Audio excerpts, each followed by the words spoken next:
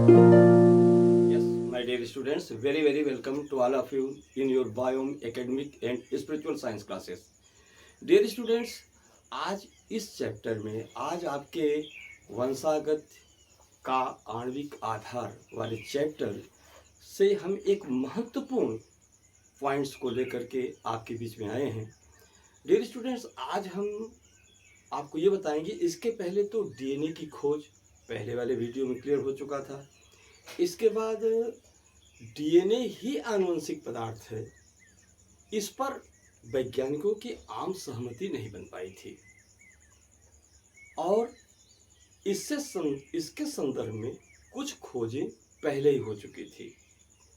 और तो डीएनए ही आनुवंशिक पदार्थ है, इससे संबंधित जो तीन महत्वपूर्ण वैज्ञानिकों ने तीन महत्वपूर्ण खोज करके ये प्रमाणित किया कि हाँ, डीएनए ही आनुवंशिक पदार्थ है।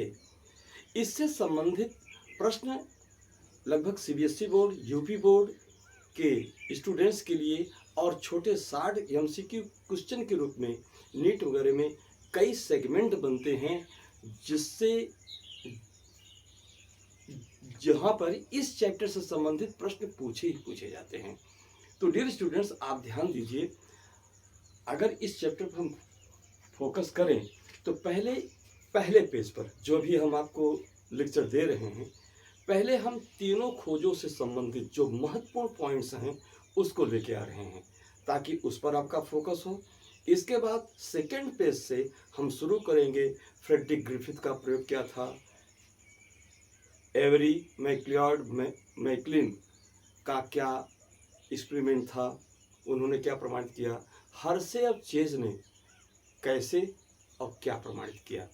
तो कैसे को हम सेकंड पेज पे एक्सप्लेन करेंगे और उनके किस सन में प्रयोग किए, क्या उनके सिद्धांत थे और निष्कर्ष क्या निकला, इसको हम फ्रंट पेज पे ही चर्चा कर लेंगे।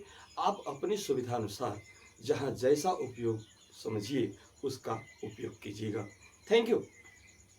तो डियर स्टूडेंट्स, अगर हम इस पॉइंट पे विचार करें तो ध्यान दीजिएगा कि डीएनए आनुवंशिक पदार्थ के रूप में कार्य करता है। इस बात की जानकारी तो माइशर या मेस्चर व मेंडल के जो सिद्धांत थे उसके द्वारा ही प्रमाणित हो गया था कि डीएनए एक आनुवंशिक पदार्थ के रूप में कार्य करता है। ठीक, इसके बाद आनुवंशिक वंशागत के आणविक आधार की खोज, यानी जीवों में जो वंशागत लक्षण होते हैं वो एक पीढ़ी से दूसरी पीढ़ी में जो स्थानांतरित होते हैं, तो उस लक्षणों का जो वाहक होता है वो कोई अणु ही होता है, वो कोई मालिक्यूल होता है, बायो मालिक्यूल। हाँ, इसकी जानकारी 1926 में ही हो गई थी, लेकिन ध्यान रखिएगा 1926 तक ये नहीं जानकारी हो पाई थी क्योंकि उस आनुवंशिक अणु के घेरे में, संदेह के घेरे में तीन अणु आ रहे थे। एक प्रोटीन आ रहा था, एक आरएनए आ रहा था और एक डीएनए आ रहा था। पूरे विश्व के वैज्ञानिकों के तीन राय थी, तीन तरह के उनके विचार थे कि कोई कहता था प्रोटीन आनुवंशिक पदार्थ है, कोई कहता था नहीं आरएनए आनुवंशिक पदार्थ है, तो कोई कहता था नहीं डीएनए आनुवंशिक पदार्थ है। वास्तव में इन तीनों में कौन सा अणु है जो आनुवंशिक होता है, इसके बारे में 1926 तक जानकारी नहीं हो पाई थी, जबकि यह जानकारी Mendel, Watson, Walter Sutton, Thomas Hunt Morgan तथा अन्य वैज्ञानिकों के पूर्व खोजों के आधार पर इतना तो प्रमाणित हो गया था कि गुणसूत्र अधिकतम कोशिकाओं के केंद्रक में मिलते हैं और ये आनुवंशिक पदार्थ गुणसूत्र में ही उपस्थित होते हैं। इतना कॉन्सेप्ट बन गया था, लेकिन यह स्पष्ट नहीं हो पाया था 1926 तक कि प्रोटीन, आरएनए या डीएनए में से वो कौन सा अणु है जो आनुवंशिक होता है। तो इस संदर्भ में तीन खोजें हुई, महत्वपूर्ण खोजें हुई। 1928 से लेकर के 1952 तक इस दिशा में प्रयास चलता रहा वैज्ञानिकों का अभूतपूर्व प्रयोग होते रहे और अंत में निष्कर्ष सामने हम लोगों के आया। तो इस प्रकार से जो स्टेप बाय स्टेप जो खोज हुए, जो पहली खोज हुई 1928 में, इसके खोजकर्ता थे फ्रेडरिक ग्रिफिथ तथा उनके शिष्य, जो कोऑपरेटर थे उनके शिष्य। और कोऑपरेटर कौन थे? ओसवाल्ड एवरी, कोलिन मैक्लियॉर्ड और मैकलिन मैककार्टी, ये इनके शिष्य थे।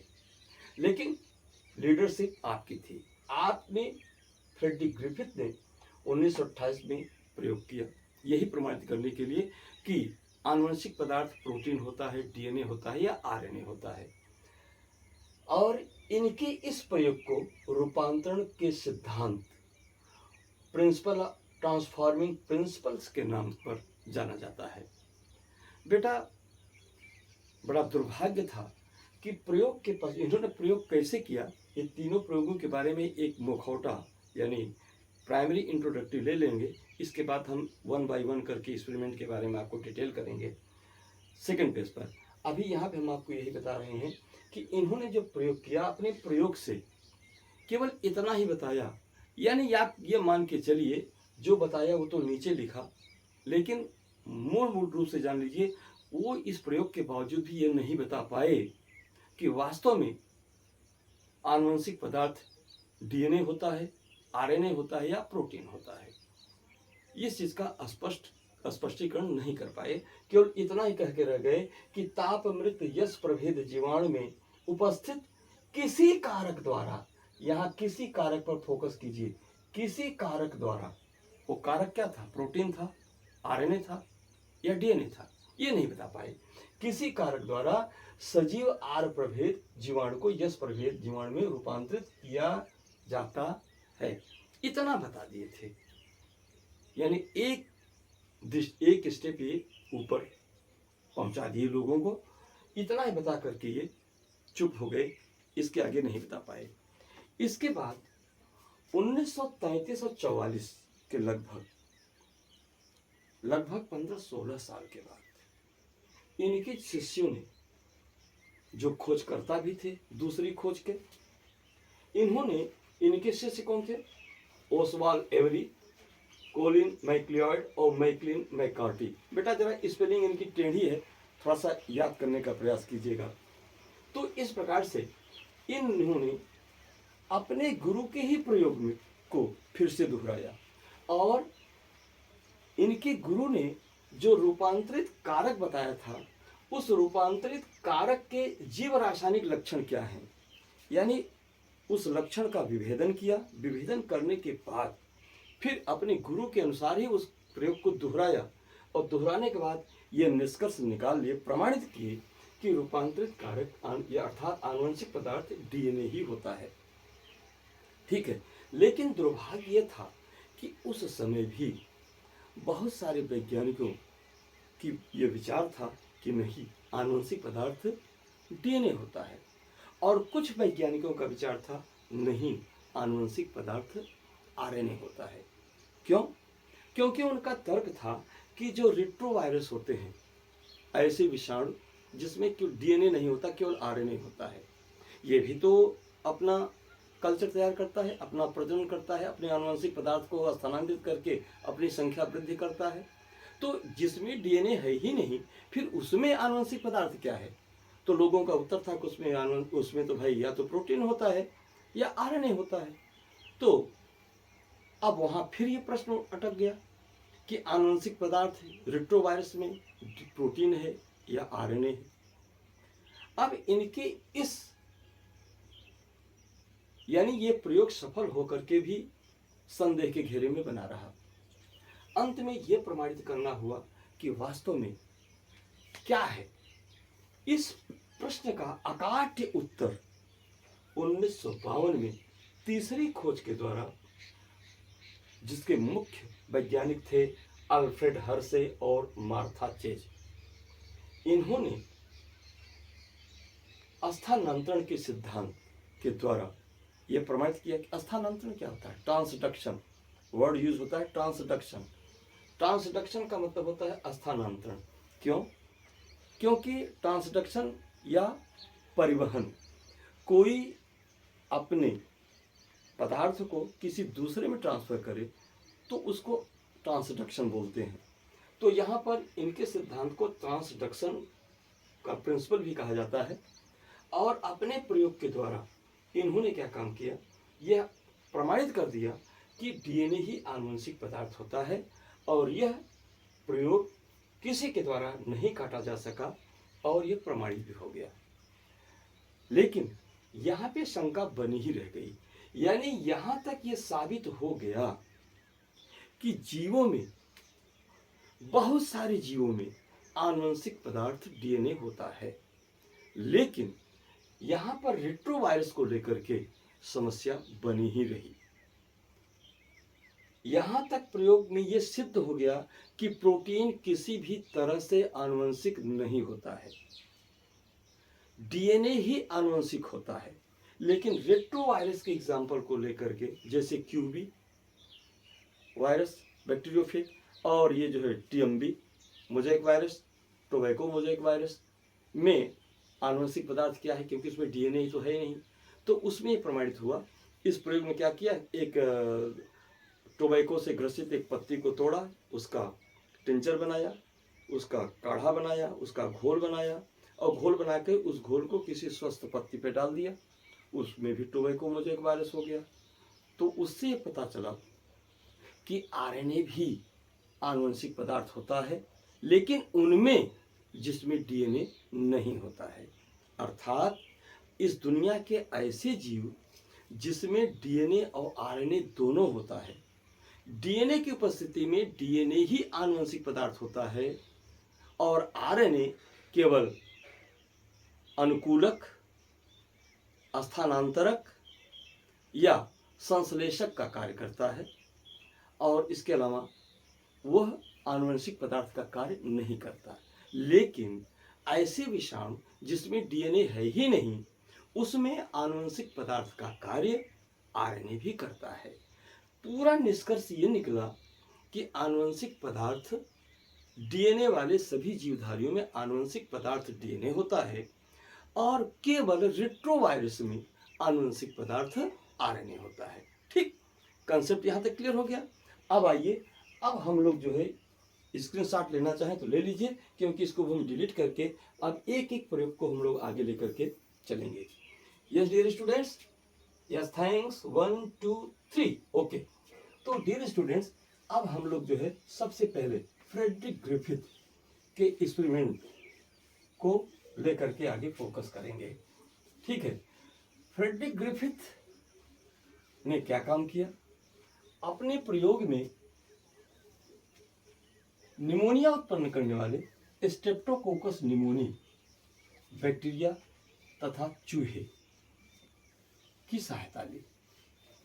और इन्होंने क्या देखा, सबसे पहले कल्चर प्लेट पर निमोनिया को उत्पन्न करने वाले जो स्ट्रेप्टोकोकस निमोनी बैक्टीरिया होते हैं उनका कल्चर तैयार किया। ठीक है, तो सबसे पहले क्या किया, निमोनिया फ्रेडरिक ग्रिफिथ का प्रयोग। ठीक है, चलिए, फ्रेडरिक ग्रिफिथ ग्रिफिथ ग्रिफिथ का प्रयोग, कौन सा प्रयोग था, रूपांतरण का सिद्धांत। इन्होंने क्या काम किया, निमोनिया उत्पन्न करने वाले निमोनिया रोग, निमोनिया उत्पन्न करने वाले जीवाणु को लिया। और कौन सा जीवाणु था, Streptococcus pneumoniae, Streptococcus pneumoniae. Streptococcus pneumoniae जीवाणु का चयन किया, कल्चर प्लेट पर संवर्धन प्लेट, जिसको आप कहते हैं संवर्धन प्लेट, संवर्धन प्लेट वो होता है जिसमें जीवाणु की वृद्धि के लिए, प्रजनन के लिए पूरी सुविधा प्रयोगशाला के अंदर दी जाती है। और इसके द्वारा क्या होता है, बैक्टीरिया क्या करता है, ग्रो करता है। इसमें संवर्धन प्लेट में क्या किया, इस स्ट्रेप्टोकोकस निमोनिया को लिया, ले करके उसका कल्चर बनाया। जब कल्चर बनाया तो यहाँ पर दो प्रकार के बैक्टीरिया यहाँ पर मिले। एक एक ही बैक्टीरिया से कुछ चिकने रंगीन बैक्टीरिया इसमें पाए गए और कुछ रफ वॉल्ड खुरदरी भित्ति वाले जीवाणु इसमें पाए गए। तो जो चिकनी भित्ति वाले जीवाणु थे, कौन, चिकनी भित्ति। क्यों चिकनी भित्ति हुई, क्योंकि इसमें क्या था, चिकनी भित्ति वाले जीवाणु पाए गए। क्यों चिकनी भित्ति हुई, क्योंकि इसमें पॉलीसैकेराइड की परत उनके ऊपर पाई गई थी।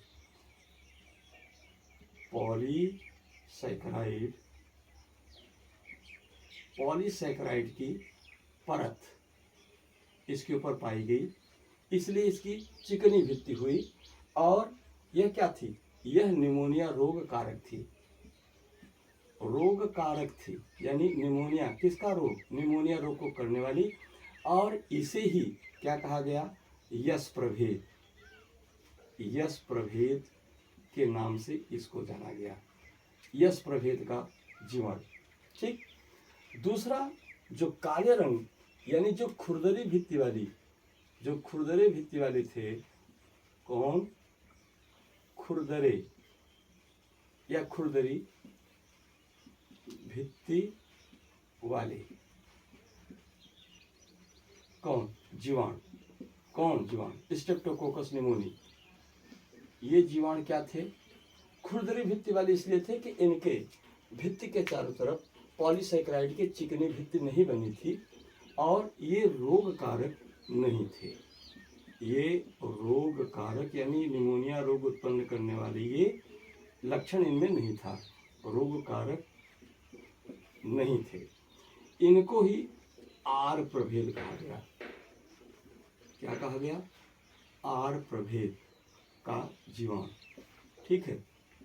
ये दोनों जीवाणु स्ट्रेप्टोकोकस निमोनी के ही दो प्रजातियां, उपप्रजातियां थी। तो इस प्रकार से यश प्रभेद और आर प्रभेद वाले जीवाणु का चयन किया और चूहे, इनका कल्चर तैयार किया। कल्चर तैयार करने इनको अलग अलग कर लिया। अलग अलग करने के बाद इसमें क्या किया, आर प्रभेद वाले को एक अलग जगह संचित कर लिया, एक अलग तरह से अलग से इनका कल्चर संवर्धन तैयार करके रख लिया। और यह आर प्रभेद था। ठीक है। और दूसरे क्या थे, यश प्रभेद के लिए एक अलग से कल्चर तैयार कर लिया। तो यश प्रभेद वाले यहाँ हो गए, एस प्रभेद, दोनों को कल्चर तैयार करके रख लिया। अब क्या किया, प्रयोग की शुरुआत की। प्रयोग में क्या किया, सबसे पहले इस आर प्रभेद, पहले प्रयोग में क्या किया, आर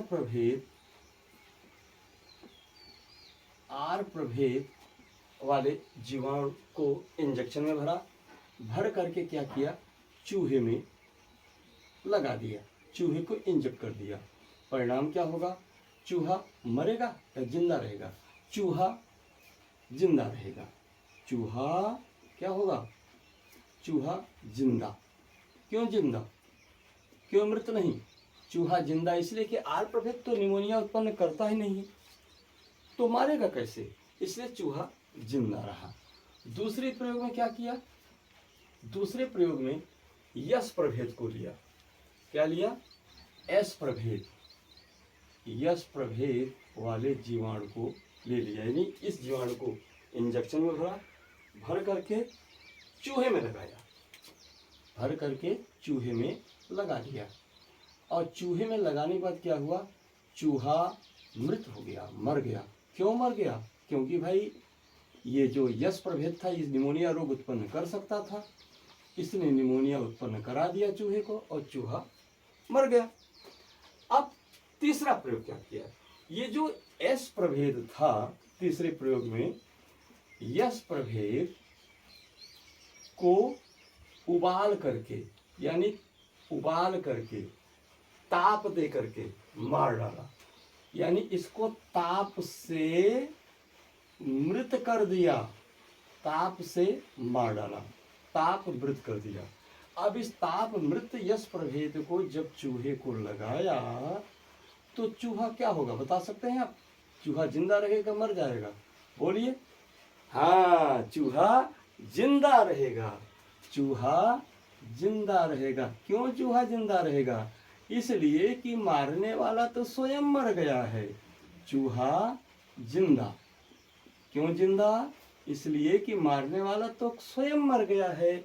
तो चूहे को निमोनिया उत्पन्न कौन करेगा? चूहे को कौन मारेगा? इसलिए चूहा नहीं मरा। ताज्जुब तो तब हुआ बेटा जब चौथे प्रयोग में इसने यानी ग्रिफिथ ने आर प्रभेद यानी रोग न उत्पन्न करने वाले आर प्रभेद स्ट्रेप्टोकोकस को इंजेक्शन में भरा और प्लस इसमें यश प्रभेद जो ताप से मर गया था यानी ताप मृत यश प्रभेद को भी इंजेक्शन में भर लिया। ताप मृत यश प्रभेद को इंजेक्शन में भर लिया, भर करके चूहे को लगा दिया, चूहे को लगा दिया। अब आप बता सकते हैं परिणाम क्या आएगा? परिणाम तो यही आना चाहिए, ये तो मार ही नहीं सकता, इसमें मारने की ताकत है ही नहीं आर प्रभेद में। और यश प्रभेद जो मारने की ताकत थी तो उसमें उसको तो पहले ही मार दिया गया है। तो चूहा कैसा होना चाहिए? चूहा जिंदा होना चाहिए। लेकिन ताज्जुब तो ये कि चूहा मृत हो गया, चूहा मर गया, चूहा मर गया। बाबू, चूहा क्यों मर गया? अब यही सबसे बड़ा प्रश्न खड़ा हो गया। फ्रेडरिक ग्रिफिथ के सामने यही सबसे बड़ा प्रश्न खड़ा हो गया कि चूहा क्यों मरा, चूहा क्यों मरा। तो फ्रेडरिक ग्रिफिथ साहब ने केवल इतना ही उत्तर दे पाए कि भैया इस मरे हुए चूहे में ऐसा कुछ था जो इस मरे हुए चूहे में ऐसा कुछ था जो इस मरे हुए तापमृत यश प्रभेद के जीवाणु में ऐसा कुछ था जो आर प्रभेद वाले जीवाणु को यश प्रभेद में बदल दिया और उस यश प्रभेद ने सक्रिय क्या किया? सक्रिय यश प्रभेद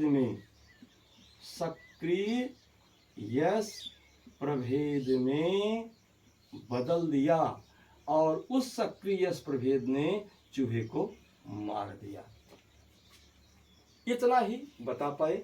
जब फ्रेडरिक महोदय से पूछा गया कि सर जरा ये तो बताएं कि इस यश तापमृत यश प्रभेद में वह क्या था? कहें कोई कारक था। वह कारक क्या था? प्रोटीन था, आरएनए था या डीएनए था? इसका स्पष्टीकरण ये सब नहीं दे पाए, जिसकी वजह से इनको वह महत्व नहीं माना गया, वह महत्व नहीं दिया गया और इस प्रयोग को भी अंतिम प्रयोग नहीं माना गया क्योंकि अभी उत्तर अधूरा था। इसलिए अब जाकर के इनके ही जो शिष्य थे, कौन? ओसवाल्ड एवरी, मैक्लिओड और मैकार्टी, इन्होंने 1933 से अपने प्रयोग को शुरू किया। 1944 में जाकर के उन्होंने परिणाम दिया और अपने परिणाम में क्या किया? ये इनके गुरु ने जो रूपांतरित कारक यानी इस यश प्रभेद ने जो आर प्रभेद को यश प्रभेद में रूपांतरित किया, उस रूपांतरित कारक, वो रूपांतरित कारक कौन थे, इसका उन्होंने क्या किया, हल निकाला, इसका निष्कर्ष निकाला। और इस प्रकार से इन्होंने क्या काम किया, प्रयोग को आगे बढ़ाया। तो अब देखिए सब कुछ वही है। अब यहाँ पर जो दूसरा प्रयोग एवरी, मैक्लिओड, मैककार्टी ने जो अगला प्रयोग दिया, वो अगला प्रयोग यही था। क्या, उन्होंने सबसे पहले क्या किया, ताप मृत यश प्रभेद से, ताप, ध्यान रखिएगा ये दूसरा प्रयोग चल रहा है एवरी, मैक्लिओड, मैककार्टी का। उन्होंने क्या किया, ताप मृत एस प्रभेद। हाँ, आपको ये बता दें, इस मरे हुए चूहे से सक्रिय यश प्रभेद के जीवाणु पाए गए थे।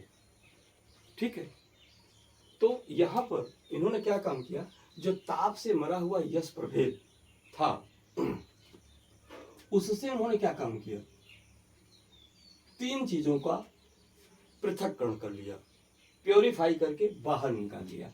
वो कौन पदार्थ थे, वो प्रोटीन था। इन्होंने 2 प्रयोग किया है, ये पहले प्रयोग की बात बता रहा हूं। पहले प्रयोग उन्होंने क्या काम किया, इस ताप मृत यश प्रभेद से प्रोटीन को पृथक कर लिया, इसके बाद आरएनए को पृथक कर लिया, आरएनए को पृथक कर लिया, और क्या किया, इसमें पृथक्करण हो रहा है, पृथक कर लिया, और डीएनए को भी पृथक कर लिया,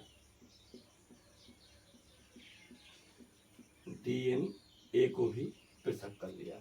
ठीक, अब पृथक करने के बाद उन्होंने क्या काम किया, इस प्रयोग को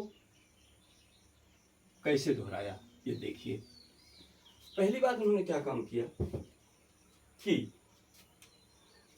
ताप आर प्रभेद में, ठीक है, सबसे पहले इस आर प्रभेद में पहले प्रयोग में क्या काम किया कि इस आर प्रभेद, अपने गुरु के प्रयोग को दोहराया। पहले प्रयोग में आर प्रभेद में क्या काम किया, इस तापमृत यश प्रभेद से जो प्रोटीन निकाला था, इस प्रोटीन को इसके साथ जोड़ दिया, इसमें प्रोटीन को मिला दिया। यश प्रभेद का जो प्रोटीन निकाला था, उस प्रोटीन को इस आर प्रभेद के साथ मिला दिया।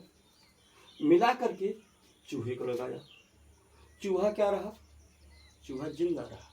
क्यों जिंदा रहा, इसलिए कि प्रोटीन, यश प्रभेद का प्रोटीन यदि आनुवंशिक पदार्थ होता, रूपांतरण करने वाला पदार्थ होता, तो यह प्रोटीन आर प्रभेद से मिल गया तो ये चूहे को मार देता, लेकिन चूहा तो जिंदा रहा। इसका मतलब ये निकला कि यह प्रोटीन यश प्रभेद का प्रोटीन रूपांतरक नहीं था, अर्थात प्रोटीन आनुवंशिक पदार्थ नहीं था। ठीक है, फिर दूसरा प्रयोग क्या किया, दूसरे प्रयोग में इस तापमृत यश प्रभेद के जीवाणु से जो उन्होंने आरएनए निकाला, उस आरएनए को उन्होंने क्या काम किया, उस आरएनए को अब ले जाकर के क्या किए, इसमें आर प्रभेद के साथ जोड़ दिया। इस आर प्रभेद के साथ इसको जोड़ दिया, और जोड़ने के बाद क्या देखा, अब भी चूहा जिंदा रहा, अब भी चूहा जिंदा रहा। इसके जिंदा रहने का क्या नतीजा निकला, जिंदा रहने का मतलब यह है कि अगर आरएनए, यश प्रभेद का आरएनए रूपांतरक कारक होता, आनुवंशिक पदार्थ होता, तो वो चूहे को मार देता, लेकिन चूहा तो मरा नहीं, चूहा जिंदा रह गया। इसलिए इससे भी ये प्रमाणित हो गया कि आनुवंशिक पदार्थ आरएनए नहीं डीएनए होता है। ठीक है, तीसरे प्रयोग में क्या किया, तीसरे प्रयोग में अब उन्होंने क्या काम किया कि अब यहां से प्रोटीन को भी, तीसरे प्रयोग में उन्होंने क्या किया कि तापमृत यश प्रभेद से जो डीएनए को बाहर निकाला था, उस डीएनए को क्या किया, उस आर प्रभेद के साथ जोड़ दिया, आर प्रभेद के साथ मिला करके और चूहे को लगाया। अब जाकर के परिणाम बदल गया। ऐसा लगाने पर अब चूहा क्या हो गया, मृत हो गया। अब चूहे के मृत होने का परिणाम क्या निकला, इस आधार पर एवरी, मैक्लियार्ड, मैकार्टी इस नतीजे पर पहुंच गए कि वास्तव में तापमृत यश चूहे का डीएनए ही था जिसने आर प्रभेद को यश प्रभेद में रूपांतरित कर दिया और उसने चूहे को मारा था, अर्थात आनुवंशिक पदार्थ डीएनए ही था। इस आधार पर इन्होंने पहला प्रयोग किया और दूसरे प्रयोग उन्होंने क्या काम किया, दूसरे प्रयोग में क्या काम किया, उन्होंने दूसरे स्टेप का प्रयोग क्या किया, ध्यान रखिएगा। ये तो फर्स्ट स्टेप हो गया। सेकेंड स्टेप में उन्होंने क्या काम किया कि यहां पर जो आर प्रभेद और जो यश प्रभेद, जो ताप मृत यश प्रभेद था, कैसा, ताप से मृत, ताप मृत जो यश प्रभेद था, इन दोनों का मिश्रण बना लिया। क्या बना लिया, मिश्रण, घोल बना लिया। ठीक है। अब इस घोल का 3 भाग किया। पहला भाग, फिर दूसरा भाग, भाग 1, भाग 2 और तीसरा भाग, भाग 3, 3 भाग बना लिया। अब इन्होंने एक ऐसे रसायन की खोज की, या रसायन पहले ही ज्ञात था, 3 प्रकार के रसायन का प्रयोग किया। एक था प्रोटीएज, एक था प्रोटीएज। क्या था, प्रोटीएज। प्रोटीएज एक एंजाइम है जो कि प्रोटीन को पचा देता है। ठीक है। दूसरा था आरएनएज, आरएनएज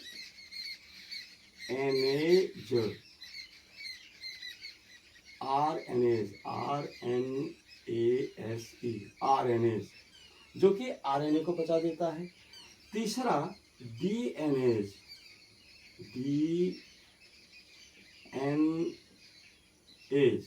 ध्यान रखिएगा, डीएनएज जिसको हम ऐसा लिखते हैं डीएनएज। ठीक है, ये डीएनए को बता देता है। ध्यान रखिएगा, पूछा गया है एनसीईआरटी में ही, डीएनएएस और डीएनएएसई, इसका क्या अर्थ है। तो बेटा ध्यान रखिएगा, डीएनएएस ये एक से अधिक डीएनए अणुओं की जानकारी देता है और डीएनएज यह डीएनए को पचाने वाले एंजाइम को सूचित करता है। ठीक है। तो इस प्रकार से एवरी, मैकार्टी, मैक्लियार्ड ने क्या काम किया, इस घोल के 3 भाग किए। पहले भाग में क्या काम किया, जो आर प्रभेद और यश प्रभेद का मिश्रण पहला भाग था, उसमें प्रोटीएज एंजाइम को मिला दिया। पहले भाग से प्रोटीएज एंजाइम को मिला दिया और मिलाने का परिणाम क्या होगा, इसके मिलाने से इस दोनों के घोल में जितना प्रोटीन कंटेंट होगा वो सब डिजॉल्व हो जाएगा, प्रोटीन का प्रभाव खत्म हो जाएगा। अब इन्होंने क्या काम किया, इस घोल को चूहे में इंजेक्ट किया, चूहे में लगा दिया। चूहे में लगाने के बाद परिणाम क्या हो सकता है, बता सकते हैं। चूहा जिंदा रह सकता है, मर सकता है। इसके लगाने के बाद चूहा मृत हो गया। चूहा क्या हो गया, मृत हो गया, मर गया। क्यों मर गया, क्योंकि प्रोटीएज मिलाने से प्रोटीन तो सब नष्ट हो गया था। यदि डीएनए, यदि आनुवंशिक पदार्थ, इन सब में अगर आनुवंशिक पदार्थ प्रोटीन होता तो प्रोटीन तो नष्ट हो चुका था, चूहे को जिंदा रहना चाहिए था, लेकिन चूहा जिंदा नहीं रहा, चूहा मर गया। अर्थात कि प्रोटीन, इन दोनों में प्रोटीन आनुवंशिक पदार्थ नहीं था, इसमें प्रोटीन आनुवंशिक पदार्थ नहीं था जो कि इसको सक्रिय यश प्रभेद में बदलता और चूहे को मार देता। अर्थात इससे प्रमाण निकला कि मृत चूहे से प्रमाण निकला कि प्रोटीन आनुवंशिक पदार्थ नहीं है। परिणाम क्या निकला? परिणाम निकला कि प्रोटीन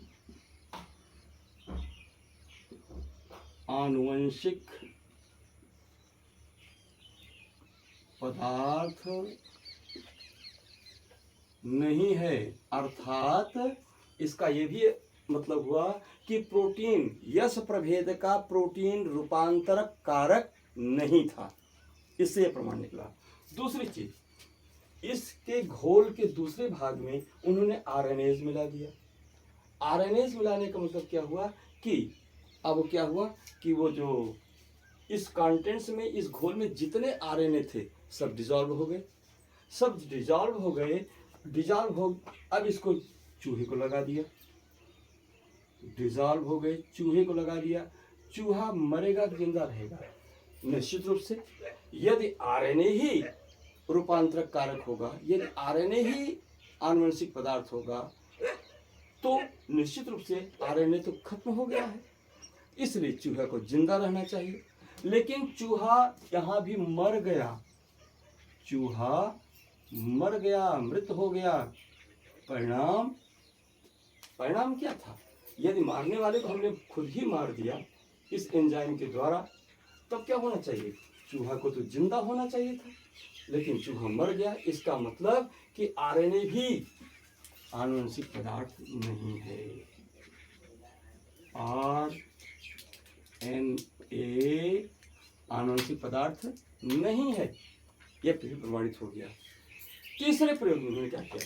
तीसरे भाग में उन्होंने डीएनएज एंजाइम को मिला दिया।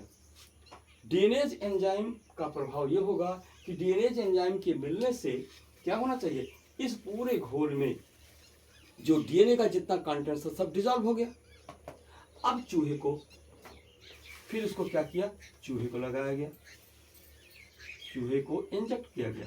चूहे को इंजेक्ट करने के बाद क्या होगा? अब चूहे को क्या होना चाहिए? अब चूहे को क्या होना चाहिए? चूहे को मरना चाहिए, जिंदा रहना चाहिए? भाई, चूहा परिणाम में क्या हुआ? चूहा तो सजीव रह गया, चूहा जिंदा रह गया। चूहा जिंदा रह गया। जिंदा माने सजीव रह गया। परिणाम क्या था? क्यों चूहा जिंदा रह गया? क्योंकि वास्तव में जो मारने वाला था वो तो पहले ही डीएनए एंजाइम के द्वारा डिसॉल्व हो गया था, खुद ही मर गया था। जब मारने वाला ही मर गया तो फिर चूहे को कौन मारे? कौन मारे? इसलिए क्या काम किया? यहां से प्रमाणित हुआ कि डीएनए ही रूपांतरक था। यस प्रभेद का, ताप मृत यस प्रभेद का डीएनए ही था जो आर प्रभेद को यस प्रभेद में रूपांतरण कर दिया और जाकर के चूहे को मार दिया, क्योंकि मरे हुए चूहे से यस प्रभेद सजीव अवस्था में प्राप्त किए गए थे। इससे क्या हुआ? डीएनए ही आनुवंशिक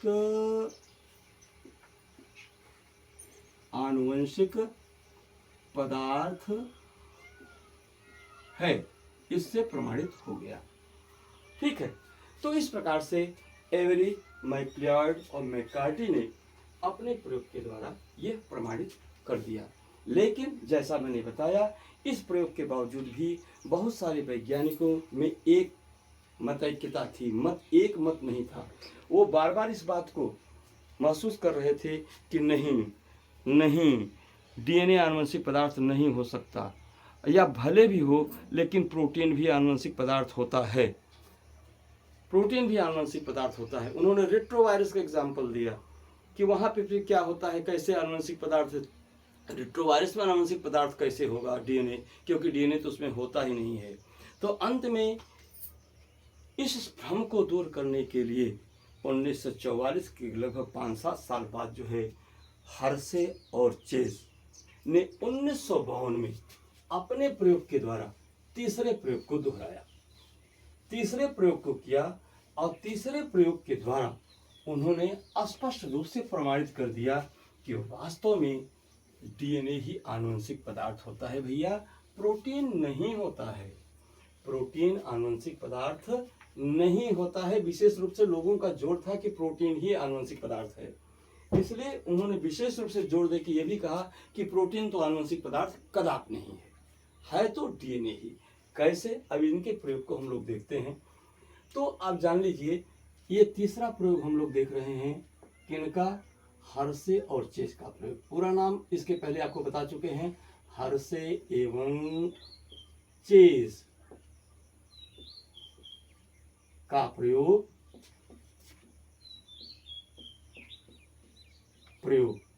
ठीक है, जिसको हम लोग क्या करते हैं? स्थानांतरण का सिद्धांत के रूप में भी जानते हैं। यह प्रयोग स्थानांतरण के सिद्धांत के नाम पर जाना जाता है। बेटा ध्यान रखना, हर्शे चेज ने अपने प्रयोग में एस्चेरिचिया कोलाई बैक्टीरिया को खाने वाले विषाणु, जीवाणु भोजी विषाणु का प्रयोग किया। और हम जानते हैं कि बैक्टीरियोफेज में दो चीज होता है, उसके अंदर डीएनए होता है। बैक्टीरियोफेज के अंदर क्या होता है? डीएनए होता है। और डीएनए के बाद क्या होगा? डीएनए होता है और ऊपर क्या होता है? प्रोटीन की कोट होती है।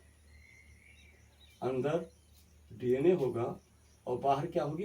प्रोटीन की कोट होती है। तो ठीक है, ध्यान रखिएगा, यहाँ पर मैंने हमको कलर चेंज करना चाहिए था। तो उन्होंने दो प्रकार के विषाणु भोजी का प्रयोग किया। अपने प्रयोग में उन्होंने दो प्रकार के विषाणु भोजियों का उपयोग किया। ठीक है, ये विषाणु भोजी के, और ये इनके क्या है? ये प्रोटीन के कोट हैं। ठीक है, ये प्रोटीन के इनके कोट हैं। ये दोनों क्या हैं? बैक्टीरिया को खाने वाले क्या हैं? ये विषाणु हैं। ठीक है, अब बेटा हम ये भी जानते हैं कि जो प्रोटीन होती है, प्रोटीन में सल्फर होता है। क्यों सल्फर होता है? मिथियोनिन होता है ना, मिथियोनिन सल्फर होता है। और किसी भी प्रोटीन के निर्माण में सबसे पहला मॉलिक्यूल क्या होता है? मिथियोनिन ही होता है, अमीनो अम्ल को जोड़ने वालों में। तो इस प्रकार से मिथियोनिन यानी सल्फर किस में मिलेगा आपको? प्रोटीन में मिलेगा। और फास्फोरस किस में मिलेगा? डीएनए में मिलता है।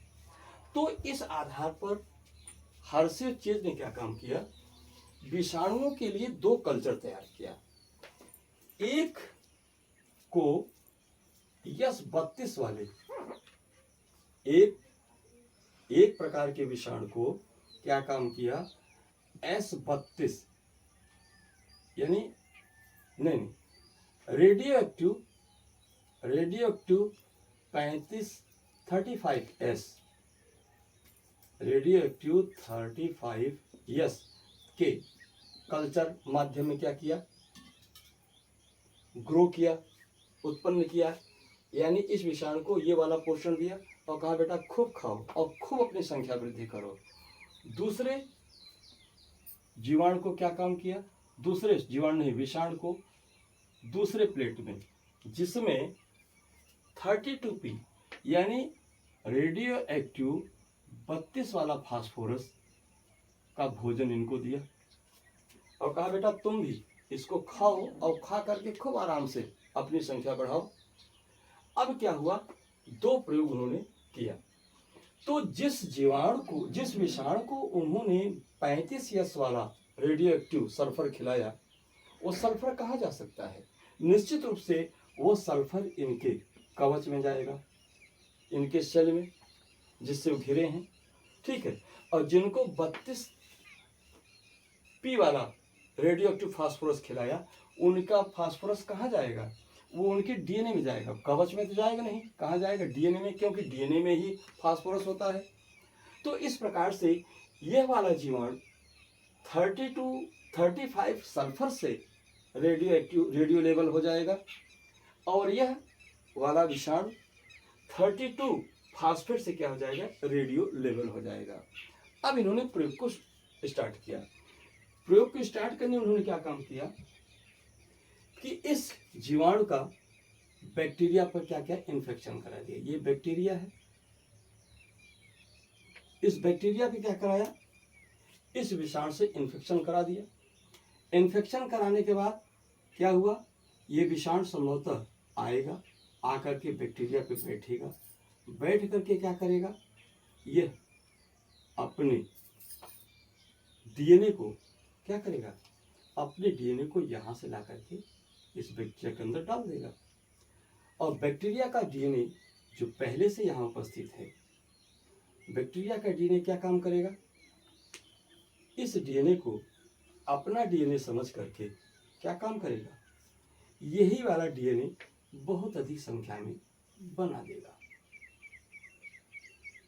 बनाने के बाद क्या होगा, फिर बनाने के बाद क्या होगा, ये तो बॉडी वॉल के बाहर है। जब इसको हम क्या करेंगे, यह संक्रमण हो गया। संक्रमण के बाद क्या होगा, बहुत सारे बैक्टीरिया ये आकर के अपना डीएनए इसके अंदर डालेंगे या अपना आनुवंशिक पदार्थ इसके अंदर डालेंगे। आनुवंशिक पदार्थ आकर के जीवाणु की कोशिका में अपना संक्रमण करेगा, अपना रिप्रोडक्शन करेगा, संख्या वृद्धि करेगा। और संख्या वृद्धि करने के बाद क्या होगा, ये बहुत सारे जीवाणु, ये जो संख्या वृद्धि करेगा, संख्या वृद्धि करने के बाद फिर आगे चल करके बैक्टीरिया को वर्ष कर देगा और बहुत सारे विषाणु के आनुवंशिक पदार्थ, यानी इससे जब वर्ष करेगा तो बहुत सारे विषाणु इससे मुक्त हो जाएंगे। अब प्रश्न ये है, इतना करने के बाद फिर क्या काम किया, ये तो क्या हुआ, पहला स्टेप हुआ जिसको कहते हैं संक्रमण। संक्रमण का ये स्टेप हो गया, पहला स्टेप संक्रमण। अब इसके बाद क्या करेंगे, मिलावट करेंगे या विडोलन। विडोलन क्या होगा, ब्लेंडिंग जिसको बोलते हैं। दूसरा स्टेप क्या होगा, ब्लेंडिंग। तो ब्लेंडिंग में क्या होता है, ब्लेंडिंग में ये करेंगे कि इसको मिलाते हैं, हिलाएंगे। हिलाने से क्या होगा कि ये बहुत सारे जो विषाणु के अंश इस जीवाणु से चिपके हुए हैं वो क्या हो जाएंगे, वो अलग हो जाएंगे। जीवाणु अलग हो जाएगा, जो कुछ भी अंदर आना था वो आ चुका होगा, वो सब अंदर आ चुका होगा। और जो इसके जो विषाणु के जो अंश इससे लगे होंगे वो सब अलग हो जाएंगे। तो ये सब जो भी हम अभी क्यों कह दें कि इसका सेल अलग हो गया, हम अभी नहीं कहेंगे। जो कुछ भी विषाणु का होगा वो इसको छोड़ करके अलग हो जाएगा। अब इसके बाद क्या करेंगे, तीसरा स्टेप क्या करेंगे, इसका पृथक्करण करेंगे। किसमें, सेंट्रीफ्यूगेशन कहा जाता है। सेंट्रीफ्यूगेशन में क्या होगा, सेंट्रीफ्यूगेशन में ये जो भारी भाग होगा इसका, ये दो भाग है ना, दोनों में जब सेंट्रीफ्यूगेशन करेंगे तो इसमें से दो चीज होगा। इसमें जो हल्का भाग होगा वो ऊपर चला जाएगा और जो भारी भाग होगा वो नीचे बैठ जाएगा। तो डीएनए प्रोटीन से भारी होता है, तो डीएनए क्या करेगा, डीएनए नीचे बैठ जाएगा और जो प्रोटीन वाला भाग होगा वो ऊपर तैरता रहेगा, यानी इसमें दो लेयर बन जाएगी। अब क्या करेंगे, अब इसका विश्लेषण करेंगे कि भैया जरा देखते हैं, क्योंकि इस वाले विषाणु को तो हमने 35 यस दिया था, तो 35 यस दिया। 35 यस देने के बाद अब हम देखते हैं कि इस वाले भाग में हमको रेडियोएक्टिव पोर्शन मिलता है कि ये वाला मिलता है। जब इसका विश्लेषण करते हैं तो पाते हैं कि जो सुपरनाटेंट जो ऊपर तैर रहा है, सेंट्रीफ्यूगेशन के बाद जो ऊपर वाला भाग तैर रहा है वो रेडियोएक्टिव है। तो रेडियोएक्टिव, ऊपर का भाग रेडियोएक्टिव है, वो तो हल्का है, तो हल्का है तो प्रोटीन ही होता है, अर्थात यह रेडियोएक्टिव पाया गया। रेडियोएक्टिव क्यों पाया गया, क्योंकि इसमें 35S वाला रेडियोएक्टिव सल्फर मिला। इसका मतलब कि प्रोटीन आनुवंशिक पदार्थ नहीं है। पहले प्रयोग से साबित हो गया कि प्रोटीन आनुवंशिक पदार्थ नहीं है, क्योंकि प्रोटीन आनुवंशिक पदार्थ होता तो सुपरनाटेंट ऊपर न तैरता, वो नीचे डीएनए में होता। बाद में जब इसका विश्लेषण किया गया तो क्या क्या पाया गया कि बैक्टीरिया में कोई भी रेडियो एक्टिव तत्व नहीं मिले, अर्थात इसका डीएनए ही इसके अंदर स्थानांतरित हुआ। तो भ्रम था, डीएनए ही स्थानांतरित हुआ कि आरएनए स्थानांतरित हुआ। आरएनए तो इसमें था ही नहीं, अर्थात पक्का चला कि अर्थात इस प्रयोग से केवल यह साबित हुआ कि प्रोटीन आनुवंशिक पदार्थ नहीं है। यहां से ध्यान रखिएगा, जो ये इसमें था ये रेडियो एक्टिव नहीं हुआ, डीएनए रेडियो एक्टिव नहीं हुआ। क्यों नहीं हुआ? क्योंकि इसमें विषाणु का जो डीएनए था उसमें उसको रेडियो लेवल नहीं किया गया था। अगर वो इसमें आया होगा तो विषाणु में रेडियो एक्टिविटी के कोई, उसके डीएनए में कोई रेडियो एक्टिविटी के गुण नहीं आएंगे। क्यों नहीं आएंगे? क्योंकि उसको तो रेडियो लेवल किया ही नहीं गया था। तो इस प्रयोग से, इस वाले प्रयोग से इतना साबित होता है कि प्रोटीन आनुवंशिक पदार्थ नहीं है, पदार्थ नहीं है। लेकिन यही प्रयोग यदि इस वाले विषाणु के साथ दोहराया जाए तो क्या होगा? एनसीईआरटी बुक में सारा चीज बना हुआ है, लेकिन फिर हम लोग क्लियर करते हैं। पहले इन्फेक्शन कराएंगे। इन्फेक्शन कराने के बाद क्या होगा? इन्फेक्शन कराने के बाद क्या होगा? इस विषाणु का जो आनुवंशिक पदार्थ होगा वो इसके अंदर आएगा। किसके अंदर आएगा? जीवाणु के अंदर आएगा। जीवाणु के अंदर आएगा, आने के बाद जो नॉन इन्फेक्टेड पार्ट होगा वो बाहर ही रह जाएगा। इस प्रयोग से साबित हो गया वो तो बाहर रह गया। अब तो केवल यही देखना था कि डीएनए ही विषाणु के अंदर आया कि नहीं। अब क्या हुआ? इसके बाद ब्लेंडिंग करा दिए। ब्लेंडिंग करा करके इससे जो अटैच्ड मटेरियल थे इसके बॉडी वॉल से अटैच, उन सबको क्या किया? उन सबको इसके लेयर से बाहर कर दिया। बाहर करने के बाद अब क्या किया? इसका सेंट्रीफिकेशन करा दिया। सेंट्रीफिकेशन जब कराएंगे तो क्या होगा? सेंट्रीफिकेशन कराने के बाद ये जो विषाणु है, जो भारी भाग होगा वो क्या करेगा? जो भारी वजनदार भाग होगा वो तो ऊपर ही तैरता रह जाएगा और जो भारी भाग होगा वो नीचे आएगा, जैसे कि इसमें वाले में हुआ था। तो इसमें क्या होगा? इसके जो प्रोटीन वाले कंटेंट्स होंगे वो तो ऊपर ही तैरते रह जाएंगे और जो डीएनए वाला भाग होगा अर्थात जो बैक्टीरिया होगी वो अपने भारी डीएनए के साथ नीचे बैठ जाएगी। अब यहाँ पर टेस्ट किया गया तो सीधा देखा गया कि यस, यहाँ पर रेडियो एक्टिव नहीं था, यानी प्रोटीन रेडियो एक्टिव नहीं था क्योंकि हल्का था, बाहर रह गया, इसलिए बाहर रह गया। प्रोटीन रेडियो एक्टिव नहीं पाया गया क्योंकि रेडियो एक्टिव प्रोटीन यहाँ पे प्रयोग ही नहीं किया गया था। लेकिन यहाँ पर जो डीएनए था, डीएनए वाला जीवाणु का जो डीएनए था वो रेडियो सक्रिय पाया गया, रेडियो सक्रिय पाया गया, अर्थात इसमें 32p प्रेजेंट थे। तो जीवाणु में 32p कहां से आया? यहां से विषाणु के डीएनए से आया। तो विषाणु के डीएनए अगर जीवाणु के अंदर मिला तो इसका अर्थ यह हुआ कि यहाँ पर ये जो विषाणु का डीएनए ही जीवाणु में स्थानांतरित हुआ। इसका अर्थ यह हुआ कि डीएनए ही आनुवंशिक पदार्थ है, न कि आरएनए।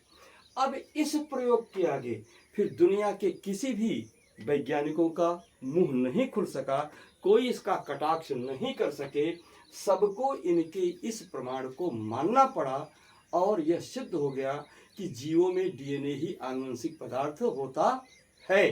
किंतु कुछ वैज्ञानिक वहां भी प्रश्न उठाए कि सर जी, रेट्रोवायरस की क्या कंडीशन है, रेट्रोवायरस की क्या कंडीशन है, तो प्रयोग में पाए भैया सीधा सा स्पष्ट है।